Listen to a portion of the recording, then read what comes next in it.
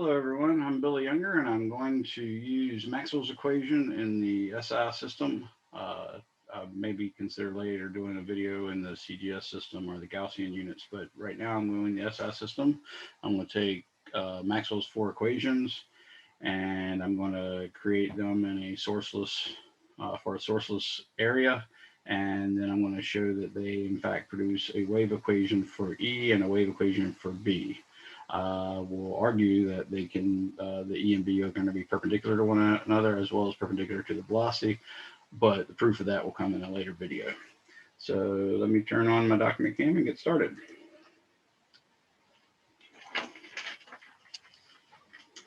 So to prove that Gauss's law, or excuse me, that Maxwell's equations form a wave equation, we first need to know what Maxwell's equations are. So I'm going to start off with these expressions. Del dot E, this is called the divergence of the electric field, is equal to rho over epsilon naught, where epsilon naught is the permittivity of free space. We also know that del cross E is equal to negative partial of B with respect to T. Again, this is in the SI system of units, and this one's called Gauss's law, and I'm going to label it equation 1. And this one's called Ampere, or excuse me, this one is called Faraday's law, and I'm going to label it equation 2. And then there's another similar equation for the magnetic field, and that's del dot B, the divergence of B, is actually equal to 0. That's sort of Gauss's law for magnetic fields, and it basically shows that there's no magnetic monopoles. That's why we always have a magnet when it's broken two is going to make it into two magnets as opposed to one north pole, one south pole. And then we have Ampere's law, and Ampere's law is del cross B is equal to mu 0 J plus epsilon 0 partial of E with respect to T. And that's called the displacement current that Maxwell had to introduce to make his equations, Maxwell's equations work with one another and whatnot. So I'm going to label this equation 3. Again, that's Gauss's law for magnetic field. And I'll label this equation 4, and that's Ampere's law. And if I were to consider Ampere's law and Gauss's law where there is no source of magnetic field, in other words, there's no current and there's no charge, then I would say del dot E is equal to 0, and I'm going to call that equation 1 prime, and I would say del cross B is equal to mu 0 epsilon 0 partial E with respect to T, and I'm going to call that 4 prime. So those are Maxwell's equations. We're going to use, instead of 1, 2, 3, and 4, we're going to use 1, 2, 3, 1 prime, 2, 3, and 4 prime. But we're going to need some other stuff too. The other stuff we're going to need is a theorem that you can get from a vector calculus course. I will probably prove this for you guys later, but right now I'm just going to tell you that the curl of a curl, let's call this A. So the curl of a curl turns out to be the gradient of the divergence of A minus the square of the basically the del operator acting on A. Okay, I'm going to call that A. And then there's also a fundamental idea of what a wave equation looks like. So I'm going to put all these together and have them form a wave equation. But if you don't know what a wave equation looks like, then that'll be a problem. So I'm just going to say that a wave equation looks something like del squared D for some thing that's going to be oscillating is equal to 1 over v squared times the second partial of d with respect to t squared. It doesn't have to be a vector quantity, but I added a vector quantity to it. But basically, this is just a second derivative in space. So this is second partial with respect to x squared plus the second partial with respect to z y squared plus the second partial with respect to z squared is equal to 1 over the velocity of the wave squared times the second partial in time. So that really is a wave equation. I'm going to call that part equation B. So with those expressions, we are in a position where I can actually create a wave equation. So first thing I'm going to do in the very first part is I'm going to take the curl of equation 2.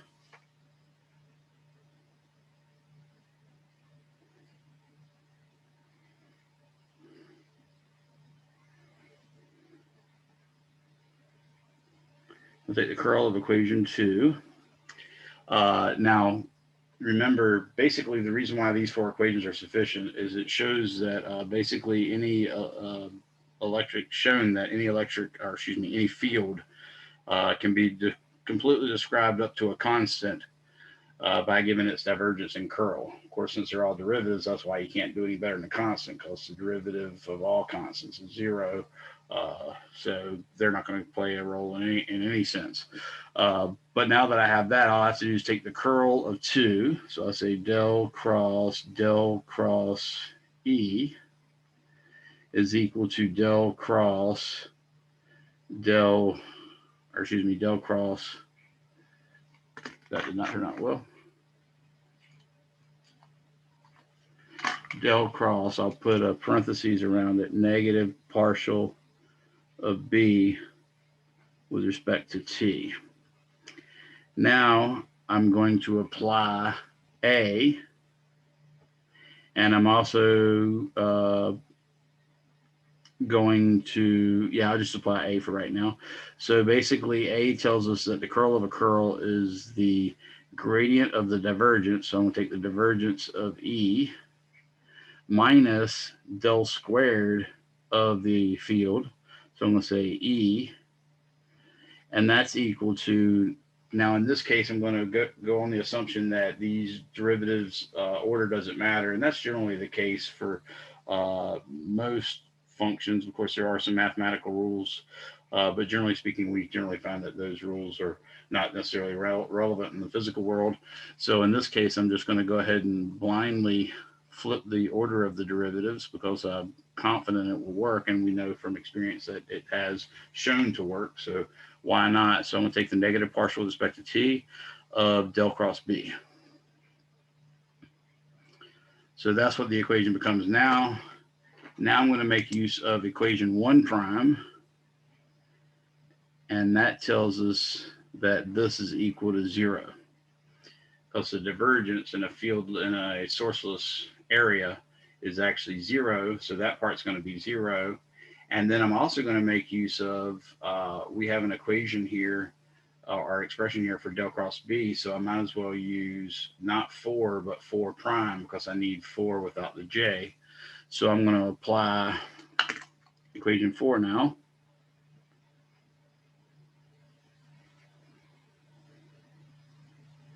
Actually, equation 4 prime. And now I get negative del squared E is equal to negative partial with respect to time of del cross B we found was mu 0 epsilon 0 partial E with respect to T. And you can see those negatives drop out. You can also see that when I take the derivative of this is just 2 constants, mu 0 being the permeability of free space and mu 0 or epsilon 0 being the permittivity of free space. Somewhat unrelated quantities. This is one that's fairly frequently run into in magnetic fields. This is one that's fairly frequently run into in electric fields. And we're going to see that it becomes even something more impressive. So when this derivative goes through these constants, I end up getting a second derivative. So I end up getting del squared E is equal to, I'm going to write it in a very specific way. I'm going to say it's equal to 1 over the square root of mu 0 epsilon 0 squared, and then that's times the second partial of E with respect to time squared.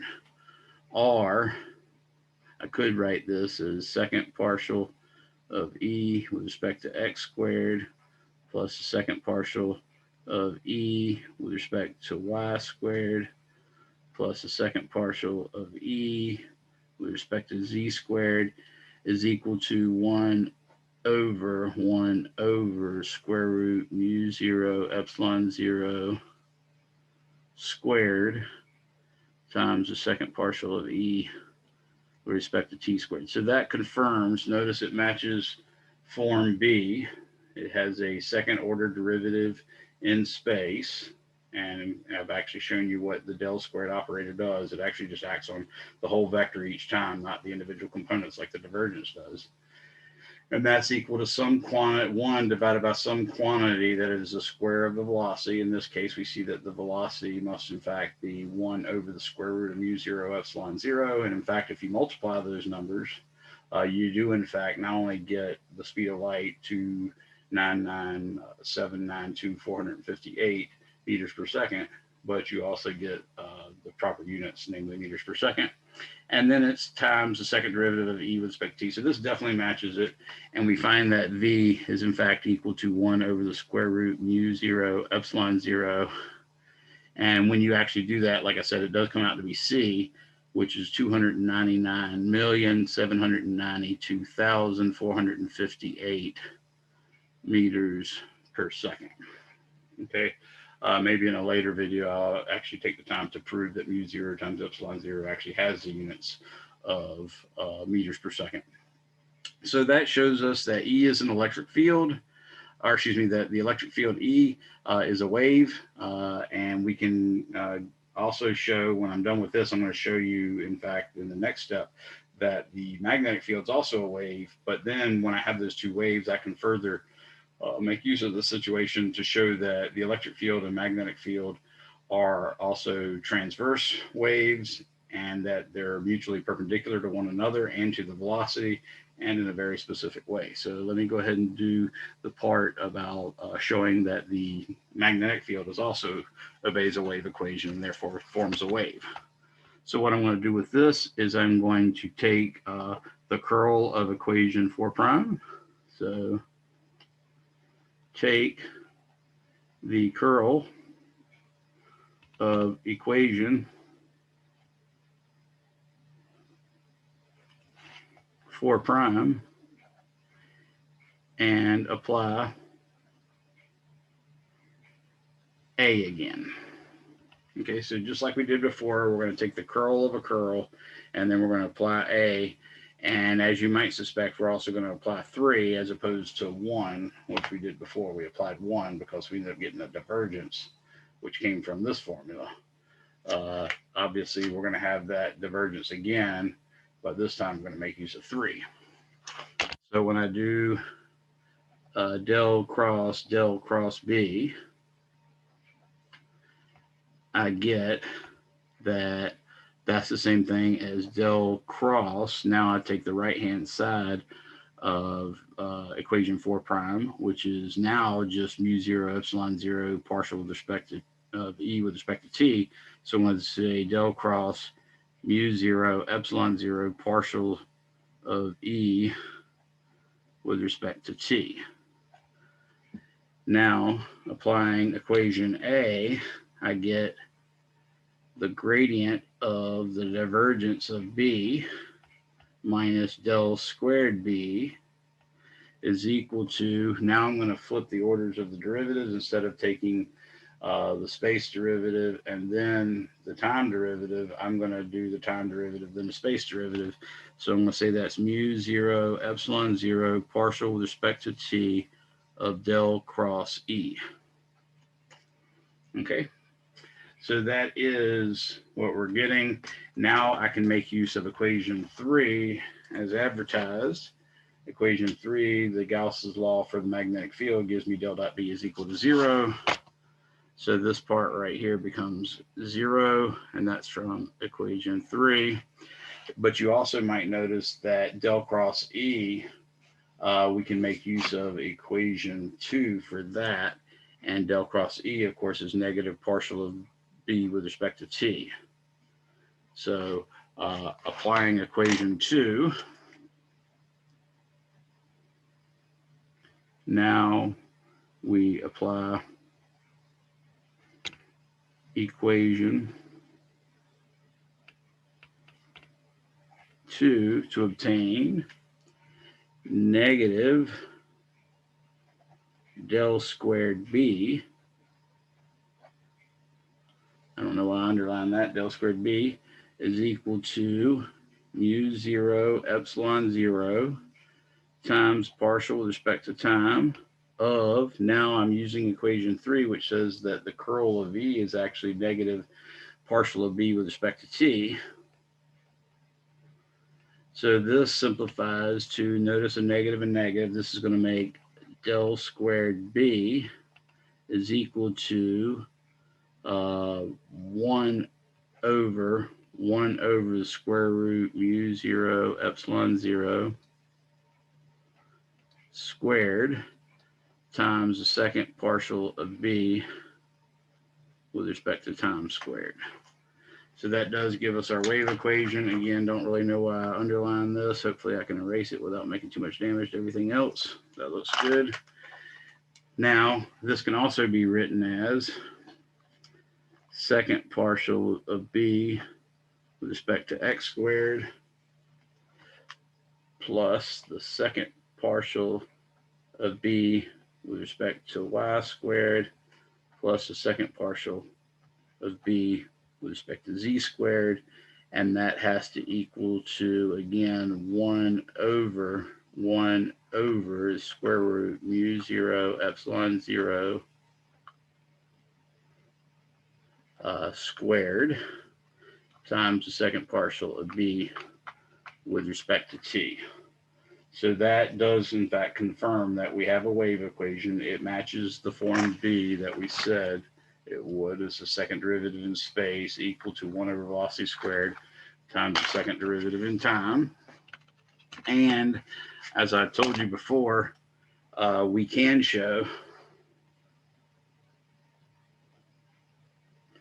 that E is perpendicular to B. We can show that E is perpendicular to B, and that there exists a vector S, which is proportional to E cross B, that is parallel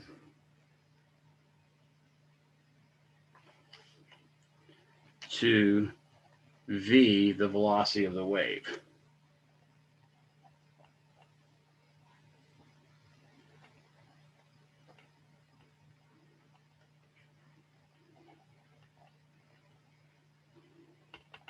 So notice E cross B gives me something that's mutually perpendicular to E and B.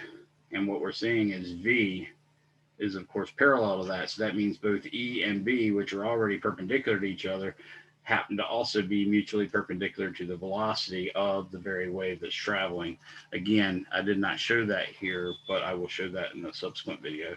So now we have completed the derivation of a wave equation for the electric field and for the magnetic field. We can actually see that the electric field and magnetic field will ultimately be perpendicular to each other and mutually perpendicular to the velocity, such that 3E, then B, and then E, B, and then V forms a right-handed triad, so that E is pointing in the, if E is pointing in the direction of my index finger, B is pointing in the direction of my middle finger, then my right thumb points in the direction of the velocity. And that's what S being proportional to E cross B is parallel to V does. So that's it. I hope that helps you better understand how we can make wave equations out of Maxwell's equations.